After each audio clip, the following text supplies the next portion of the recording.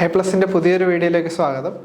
നമ്മൾ ഇന്ന് കഴിഞ്ഞ ക്ലാസ്സിൽ ഒരു RRB JEക്ക് മുൻകാലങ്ങളിൽ ചോദിച്ചിട്ടുള്ള ഒരു ക്വസ്റ്റ്യൻ ഡിസ്കഷൻ ഉണ്ടായിരുന്നു. അപ്പോൾ അതിൻ്റെ തുടർച്ചയായിട്ടോളം നമ്മൾ ഇന്ന് ഡിസ്കസ് ചെയ്യാൻ പോകുന്ന കുറച്ച് സ്ട്രെങ്ത് ഓഫ് മെറ്റീരിയൽ എന്ന് പറയുന്ന ആ ഒരു റീജിയനിൽ നിന്നുള്ള കുറച്ച് പ്രീവിയസ് ഇയർ ക്വസ്റ്റ്യൻസ് ആണ്. അപ്പോൾ ആ ഒരു ക്വസ്റ്റ്യൻ ഡിസ്കഷനിലേക്ക് നമുക്ക് കടക്കാം. അപ്പം ഫസ്റ്റ് ക്വസ്റ്റ്യൻ എന്ന് വെച്ച് കഴിഞ്ഞാൽ in terms of bulk modulus K and modulus of rigidity G the Poisson ratio can be expressed. അതായത് പോയിസൺ റേഷ്യോ നമുക്ക് ബൾക്ക് മോഡുലസിൻ്റെ മോഡുലസ് ഓഫ് റിജിഡിറ്റിയുടെ ടേംസിൽ എഴുതാം. വേണമെങ്കിൽ ഈ ടൈപ്പ് ഫോർമുല നമുക്ക് ബൈ ഹാർട്ട് ചെയ്ത് വെക്കാം. ഇൻ കേസ് അറിയത്തില്ലെങ്കിൽ നമുക്ക് ഫണ്ടമെൻ്റൽ അല്ലെ യങ്സ് മോഡുലസും ബൾക്ക് മോഡുലസും തമ്മിലുള്ള റിലേഷനും അതേപോലെ യങ്സ് മോഡുലസും റിജിഡിറ്റി മോഡുലസും തമ്മിലുള്ള റിലേഷൻ നമുക്കറിയാം. അപ്പോൾ E = 2G × 1 + μ. അത് അല്ലെങ്കിൽ E = 3K × 1 - 2μ ഉണ്ട്. അപ്പോൾ ഇത് രണ്ടിലും കോമൺ ആയിട്ട് നമുക്ക് പോയിസൺ റേഷ്യോ ഉണ്ട്. അപ്പോൾ ആ ഒരു പോയിസൺ റേഷ്യോ ഇക്വേറ്റ് ചെയ്ത് കഴിഞ്ഞാൽ നമുക്ക് സിംപ്ലി നമുക്ക് ആ റിലേഷൻ ഡിറൈവ് ചെയ്തെടുക്കാൻ പറ്റും. അപ്പം ഈ രണ്ട് ടേമും ഈക്വേറ്റ് ചെയ്യുമ്പോഴത്തേക്കും 2G = 2G × 1 + μ = 3K × 1 - 2μ. അപ്പം അകത്തേക്ക് മൾട്ടിപ്ലൈ ചെയ്ത് കഴിഞ്ഞാൽ 2G + 2Gμ = 3K - 6Kμ. അപ്പം μ ഉള്ളതെല്ലാം ഒരു സൈഡിൽ കൊണ്ടുവരുമ്പം 2Gμ + 6Kμ = 3K - 2G. μ common എടുത്ത 2G + 6K = 3K - 2G. അപ്പം മ്യൂവിൻ്റെ റിലേഷൻ എന്ത് കിട്ടും? 3K - 2G = 2G + 6K. അപ്പം ഈ ഒരു രീതിയിൽ 3K - 2G / 6K + 2G ആ ഒരു ഓപ്ഷൻ നമുക്ക് അതിലുണ്ടാകും. നോക്കാം.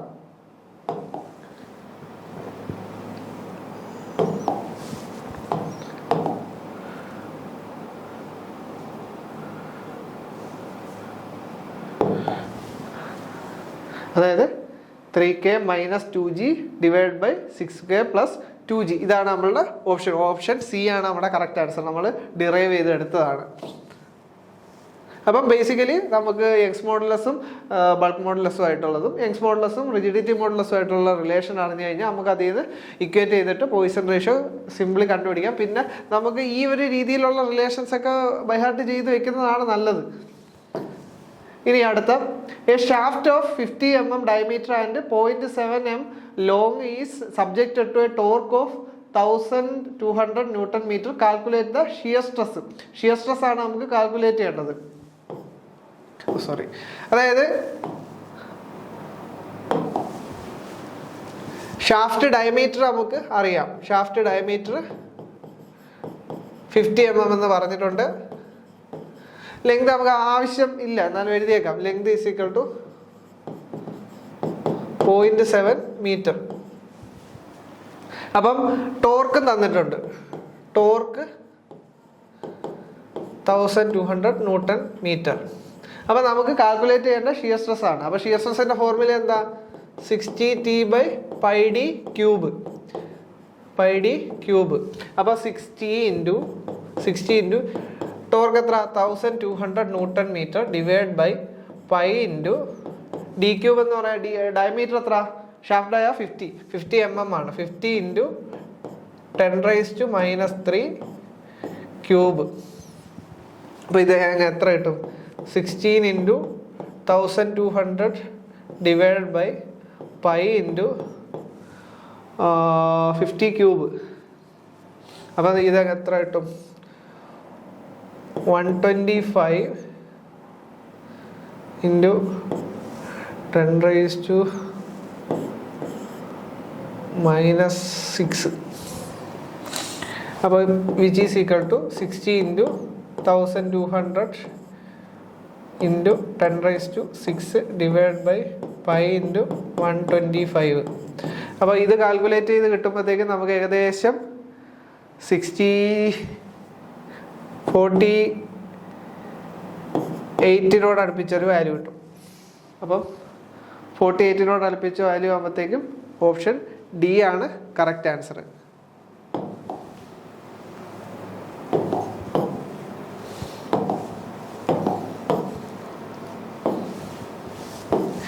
ഇനി അടുത്ത question, the moment of inertia of a body does not depends upon. അപ്പം മൊമെന്റ് ഓഫ് ഇനേർഷ്യ ആയിട്ട് റിലേറ്റ് ചെയ്തിട്ടുള്ള ക്വസ്റ്റ്യൻ ആണ് 2019 ചോദിച്ചത്. അപ്പം കഴിഞ്ഞ ജെയ്ക്ക് ചോദിച്ചതാണ്. അപ്പം shape of the body, mass of the body and its distribution within the body, angular velocity of the body, axis of rotation of the body. അപ്പം ബേസിക്കലി മൊമെന്റ് ഓഫ് ഇനേർഷ്യ എന്ന് വെച്ച് കഴിഞ്ഞാൽ എന്താ? മൊമെന്റ് ഓഫ് ഇനേർഷ്യ എന്ന് വെച്ച് കഴിഞ്ഞാൽ ഒരു ബോഡിക്ക് റൊട്ടേറ്റ് ചെയ്യാനുള്ള ഈസിനെസ് അല്ലെങ്കിൽ അതിനുള്ള റെസിസ്റ്റൻസ് അല്ലെങ്കിൽ റൊട്ടേറ്റ് ചെയ്തുകൊണ്ടിരിക്കുന്ന ഒരു ബോഡിക്ക് അതിൻ്റെ ഡയറക്ഷൻ മാറ്റാനോ അല്ലെങ്കിൽ അതിന് ഒരു ചേഞ്ച് വരുത്താനോ ഉള്ള ഒരു ഇനേർഷ്യയാണ് നമ്മൾ മൊമെന്റ് ഓഫ് ഇനേർഷ്യ എന്ന് പറയുന്നത്. അപ്പോൾ ഈ ഒരു കേസിൽ ഒരു പർട്ടിക്കുലർ ആക്സിസിൽ നിന്ന് ബോഡിയുടെ മെയിൻലി ഒരു മാസ് ഡിസ്ട്രിബ്യൂഷനെയാണ് മൊമെന്റ് ഓഫ് ഇനേർഷ്യ ഡിപ്പെൻഡ് ചെയ്യുന്നത്. അപ്പോൾ first question shape of the body. അപ്പോൾ പല ഷേപ്പ്, ഓരോ ഷേപ്പ് ആകുമ്പോഴും ഓരോ ടൈപ്പ് മൊമെന്റ് ഓഫ് ഇനേർഷ്യ. അതുകൊണ്ട് തന്നെ നമ്മുടെ ബോഡിയുടെ shape moment of inertia affect ചെയ്യും. ഇനി mass of the body and its distribution within the body. Mass ഏതൊക്കെ രീതിയിലാണ് ആ നമ്മൾ പറയുന്ന പർട്ടിക്കുലർ ആക്സിസിൽ നിന്ന് ഡിസ്ട്രിബ്യൂട്ട് ചെയ്തിരിക്കുന്നത് അതനുസരിച്ച് നമ്മുടെ മൊമെന്റ് ഓഫ് ഇനേർഷ്യയിൽ മാറ്റങ്ങളുണ്ടാവും. പിന്നുള്ളത് ആക്സിസ് ഓഫ് റൊട്ടേഷൻ. അതായത് ഇപ്പം നമ്മൾ പെർപെൻഡിക്കുലർ ആക്സിസിലുള്ള ഒരു മൊമെന്റ് ഓഫ് ഇനേർഷ്യ ആവത്തില്ല പാരലായിട്ട് പ്ലെയിനിലുള്ള ആക്സിസിൽ. അതായത് ഓരോ ആക്സിസിലും ഓരോ മൊമെന്റ് ഓഫ് ഇനേർഷ്യയാണ്. അതിപ്പോൾ അതും ഡിപ്പെൻഡ് ചെയ്യും. അപ്പം ഡിപ്പെൻഡ് ചെയ്യാത്ത ഒരേ ഒരു സാധനം എന്ന് വെച്ച് കഴിഞ്ഞാൽ ആംഗുലാർ വെലോസിറ്റി ഓഫ് ദ ബോഡിയാണ്. അതായത് ബോഡിക്ക് റൊട്ടേറ്റ് ചെയ്യാനുള്ള ഇനേർഷ്യയാണ് മൊമെന്റ് ഓഫ് ഇനേർഷ്യ. അല്ല അതിൻ്റെ ബോഡിയുടെ വെലോസിറ്റി ആയിട്ട് ഒരു ബന്ധവുമില്ല. അപ്പം നമ്മുടെ ഈ ഒരു ക്വസ്റ്റ്യൻ്റെ ആൻസർ എന്ന് വെച്ചാൽ option C angular velocity of the ബോഡിയാണ്. ഇനി the effective length L of a column hinged at both ends as compared to its actual length L. അതായത് നമ്മുടെ കോളമിൽ നിന്നുള്ള ക്വസ്റ്റ്യൻ ആണ്. അപ്പം ഇവിടെ ഇതിൻ്റെ കോളത്തിൻ്റെ എൻഡ് കണ്ടീഷൻ എന്താ പറഞ്ഞേക്കുന്നത്? ബോത്ത് എൻഡും ഹിഞ്ചഡ് ആണ്. ബോത്ത് എൻഡും ഹിഞ്ചഡ് ആണെങ്കിൽ നമുക്ക് ഓൾറെഡി അറിയാം. ഇപ്പം ഫോർ എക്സാമ്പിൾ ഇവിടെ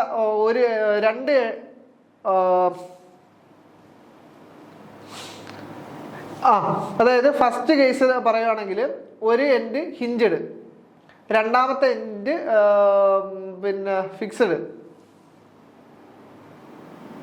ഓക്കെ, സോറി, നമ്മളുടെ ഇതിലേതാ പറഞ്ഞേക്കുന്ന? രണ്ട് എൻഡും ഹിഞ്ചഡ് ആണ്. അപ്പൊ രണ്ട് എൻഡ് ഹിഞ്ചഡ് ആവുന്നത് ഏതാ? ഇതാണ്, രണ്ട് എൻഡ് ഹിഞ്ചഡ്. അപ്പോൾ അതിൻ്റെ എഫക്റ്റീവ് ലെങ്ത് എന്ന് വെച്ച് കഴിഞ്ഞാൽ എഫക്റ്റീവ് ലെങ്ത് എൽ തന്നെ ആയിരിക്കും. ഇനി ഒരു കേസിൽ ഒരു എൻഡ് ഫിക്സഡും ഒരു എൻഡ് ഹിഞ്ചഡും ആണെങ്കിൽ അവിടെ 0.7 L ആയിരിക്കും. ഇനി രണ്ട് എൻഡും ഫിക്സഡ് ആണെങ്കിൽ എഫക്റ്റീവ് ലെങ്ത് എന്ന് വെച്ച് കഴിഞ്ഞാൽ 0.5 L ആയിരിക്കും.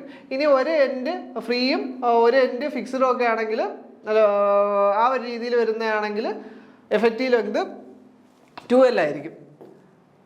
അപ്പോൾ ഇവിടുത്തെ കേസിൽ നമ്മൾ ബോത്ത് എൻഡ് ഹിഞ്ചഡ് ആണ്. അപ്പം ഇവിടുത്തെ എഫക്റ്റീവ് ലെങ്ത് L = L തന്നെ ആയിരിക്കും. അപ്പോൾ ഓപ്ഷൻ ബി ആയിരിക്കും correct answer. B correct answer. ഇനി അടുത്ത question, the ability of a material to absorb the energy in elastic region. അതായത് ഇലാസ്റ്റിക് റീജിയനിൽ മെറ്റീരിയലിൻ്റെ എനർജി അബ്സോർപ്ഷൻ എബിലിറ്റിയെ നമ്മൾ എന്തുകൊണ്ടാണ് സിഗ്നിഫൈ ചെയ്യുന്നത്? അതായത് ഡക്റ്റിലിറ്റി ആണോ, റെസിലൻസ് ആണോ, ടഫ്നെസ് ആണോ, ഹാർഡ്നെസ് ആണോ എന്ന്. അതായത് ഇപ്പോൾ ഡക്റ്റിലിറ്റി എന്ന് വെച്ചാൽ എന്താ? നമ്മളൊരു മെറ്റീരിയലിന് വലിച്ചു നീട്ടാൻ പറ്റിയ ആ ഒരു ക്വാളിറ്റിയാണ് നമ്മൾ ഡക്റ്റൈൽ ആണെന്ന് പറയുന്നത്. അപ്പോൾ ഡക്റ്റിലിറ്റി എന്ന് പറയുന്നത്. ഇനി റെസിലിയൻസ് എന്ന് വെച്ച് കഴിഞ്ഞാൽ ഇപ്പം നമുക്ക് തിരിഞ്ഞു പോകുന്നതെന്ന് വെച്ച് കഴിഞ്ഞാൽ റെസിലിയൻസും ടഫ്നെസ്സും തമ്മിലുള്ളതാണ്. ഇപ്പം ഒരു മെറ്റീരിയലിൻ്റെ elastic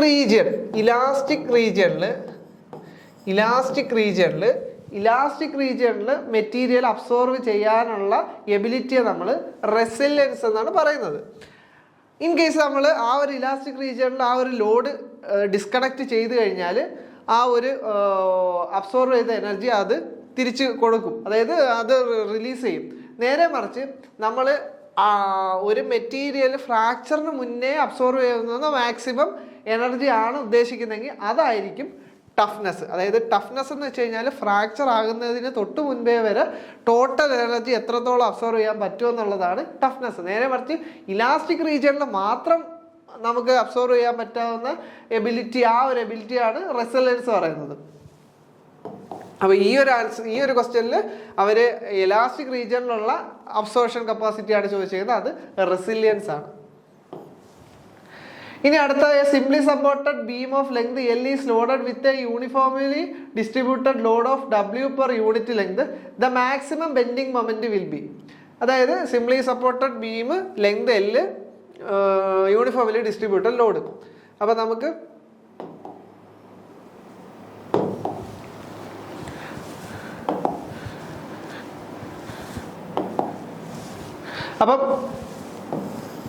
simply supported beam W per metre, അതായത് ലോഡ് പെർ മീറ്റർ, ഇതിൽ നമുക്ക് ഇതിൻ്റെ മാക്സിമം ബെൻഡിങ് മൊമെന്റ് ആണ് കണ്ടുപിടിക്കേണ്ടത്. അപ്പോൾ ഈ ഒരു കേസിൽ മാക്സിമം ബെൻഡിങ് മൊമെന്റ് എവിടെ ആയിരിക്കും? ഒബ്വിയസ്ലി ഇതിൻ്റെ സെൻട്രലായിരിക്കും. അപ്പോൾ ഇതിൻ്റെ ബെൻഡിങ് മൊമെന്റ് കാൽക്കുലേറ്റ് ചെയ്യാൻ ഇതിൻ്റെ ലെങ്ത് L ആണെങ്കിൽ ഈ രണ്ട് റിയാക്ഷൻ നമുക്കറിയാം, WL/2ഉം ഇവിടെ WL/2 ആയിരിക്കും. അപ്പോൾ നമ്മൾ ഇവിടെ ഉള്ള ഒരു പ്ലെയിൻ എടുത്ത് കാൽക്കുലേറ്റ് ചെയ്യുമ്പോഴത്തേക്കും W total moment bending moment എത്ര വരും? ഫസ്റ്റ് നമുക്ക് ഈ ഒരു റിയാക്ഷൻ്റെ കാൽക്കുലേറ്റ് ചെയ്യാം. അപ്പം WL/2 അത് ഫോഴ്സ് ആയി കിട്ടി, ഇൻറ്റു എത്ര? L/2. ഇത് ഇങ്ങോട്ടാക്കാണ്. നേരെ മറിച്ച് ഈ ഒരു യൂണിഫോംലി ഡിസ്ട്രിബ്യൂട്ടഡ് ലോഡിന്റെ ബെൻഡിങ് മൊമെന്റ് തിരിച്ചുള്ള ഡയറക്ഷൻ, അപ്പം മൈനസ്. ഇനി ഇവിടെ ഉള്ള ടോട്ടൽ യൂണിഫോംലി ഡിസ്ട്രിബ്യൂട്ടഡ് ലോഡ് എത്ര ആയിരിക്കും? WL/2 ആയിരിക്കും. അപ്പം WL/2 അത് നമ്മളൊരു സെന്റർ പോർഷനിൽ ആക്ട് ചെയ്യുന്നതായിട്ട് കൺസിഡർ ചെയ്ത് കഴിഞ്ഞാൽ അവിടേക്കുള്ള ഡിസ്റ്റൻസ് എത്ര? L/4. അപ്പം WL²/4 മൈനസ് W × L²/8. അപ്പോൾ ഇത് എത്ര കിട്ടും? WL²/8. അപ്പോൾ WL²/8 ആയിരിക്കും മാക്സിമം ബെൻഡിങ് മൊമെന്റ് ഈ ഒരു ലോഡിംഗ് കണ്ടീഷനിൽ. അപ്പോൾ നമുക്കത് ഓപ്ഷനിൽ ഉണ്ടാകുന്ന നോക്കാം. WL²/4 ഉണ്ട്, WL²/8 അല്ലേ നമുക്ക് കിട്ടിയത്. അപ്പം നമ്മുടെ ഓപ്ഷൻ ബി ആണ് കറക്റ്റ് ആയിട്ടുള്ള ആൻസർ, ഓപ്ഷൻ ബി. ഇനി next question, a steel plate of width 80 mm and thickness 50 mm is bend into a circular arc of radius 8 meter. What will be the maximum stress induced in the plate? അപ്പോൾ stress induced, അതായത് നമ്മുടെ ഒരു പ്ലേറ്റിൻ്റെ width 80 mm thickness 50 mm ആണ്. Thickness 50 mm ആണ്. അതിന് നമ്മൾ bend ചെയ്തപ്പം നമുക്കതിൻ്റെ റേഡിയസ് ഓഫ് കർവേച്ചർ പറഞ്ഞിട്ടുണ്ട്. അപ്പം നമുക്ക് മാക്സിമം സ്ട്രെസ്, അതായത് ഇപ്പം ബെൻഡ് ചെയ്യുക. അപ്പം ഇത് ഞാനൊരു ക്രോസ് സെക്ഷനാണ് കാണിച്ചേക്കുന്നത്. അപ്പോൾ ഇതിന് ഇങ്ങനെയുള്ളൊരു ഷീറ്റ് ആണെങ്കിൽ നമ്മൾ ബെൻഡ് ചെയ്തപ്പോഴത്തേക്ക് അവർ റേഡിയസ് പറഞ്ഞിട്ടുണ്ട് R. ഈ R ഈസികൾ എത്ര പറഞ്ഞേക്കുന്നത്? 8 meter എന്ന് പറഞ്ഞിട്ടുണ്ട്. 8 meter എന്ന് പറഞ്ഞിട്ടുണ്ട്. അപ്പോൾ ഈ ഒരു രീതിയിലാണ് ബെൻഡ് ചെയ്തത്. അപ്പം നമുക്ക് മനസ്സിലായി ഈ ഇവിടെ മാക്സിമം സ്ട്രെസ് ഇൻഡ്യൂസ് ചെയ്യുന്ന എവിടെ ആയിരിക്കാം? ടോപ്പിലും ബോട്ടത്തിലും ആയിരിക്കും. കാര്യം ബെൻഡ് ചെയ്യല്ലേ. അപ്പം ബെൻഡ് ചെയ്യുമ്പോൾ നമുക്ക് ബെൻഡിങ് ഇക്വേഷൻ അറിയാം. M/I is equal to E/R is equal to σ/Y. അപ്പം നമുക്കിവിടെ എന്താ കണ്ടുപിടിക്കേണ്ട?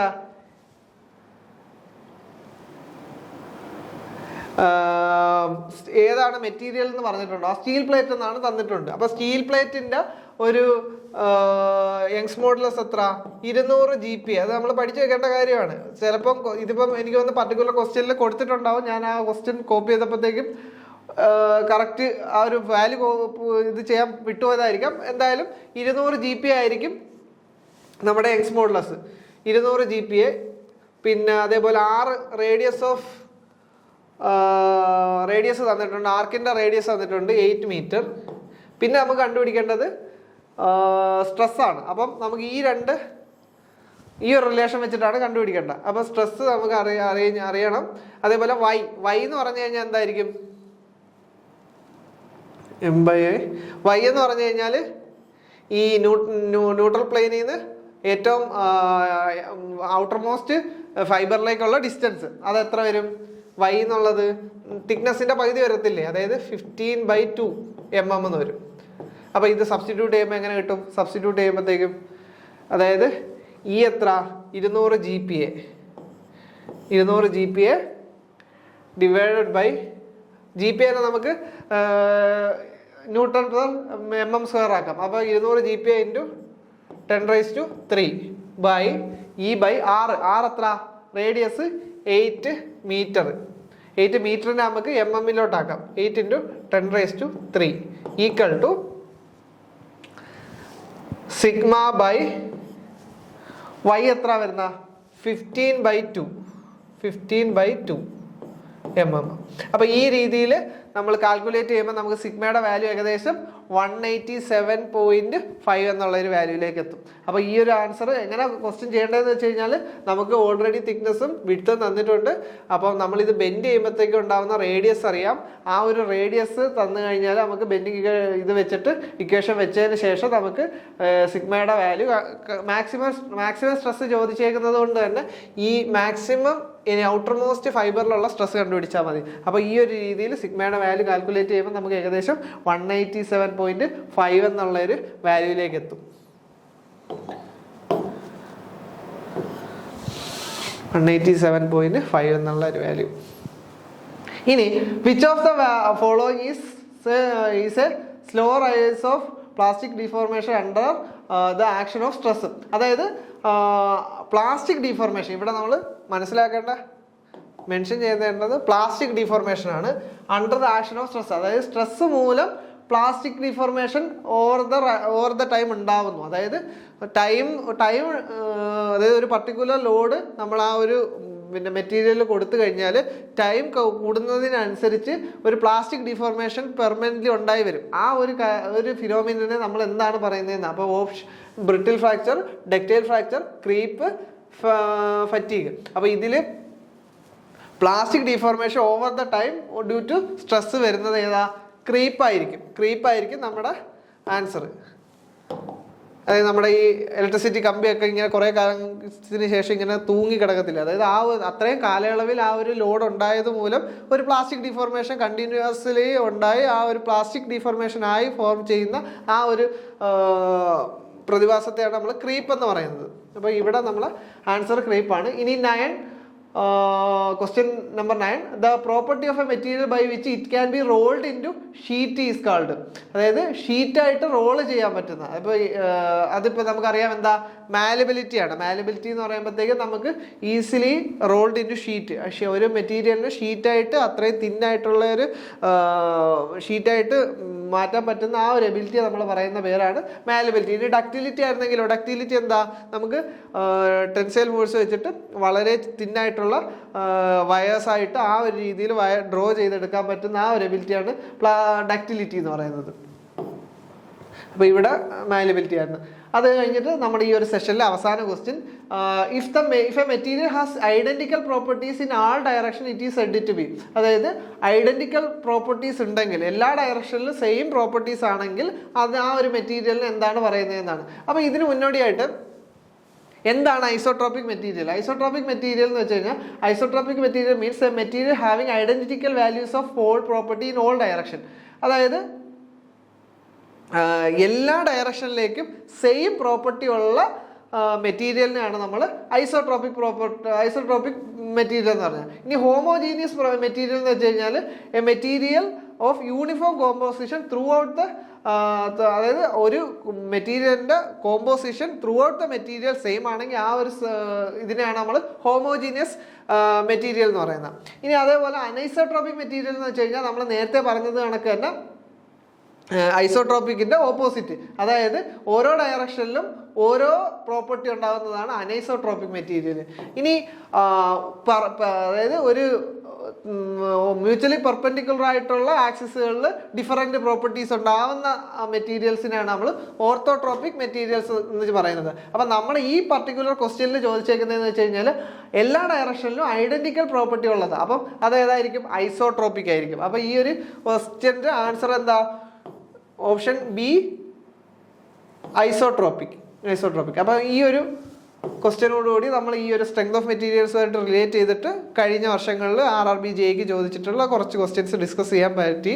അപ്പോൾ നിങ്ങൾക്ക് ഒരു പാറ്റേൺ മനസ്സിലായിട്ടുണ്ടാവുമെന്ന് വിചാരിക്കുന്നു. നെക്സ്റ്റ് ബാക്കിയുള്ള സെഷൻസിൽ നമുക്ക് ബാക്കിയുള്ള സബ്ജക്റ്റുകളിൽ മുൻ വർഷങ്ങളിൽ ചോദിച്ചിട്ടുള്ള ക്വസ്റ്റ്യൻസ് ഡിസ്കസ് ചെയ്യാം. താങ്ക്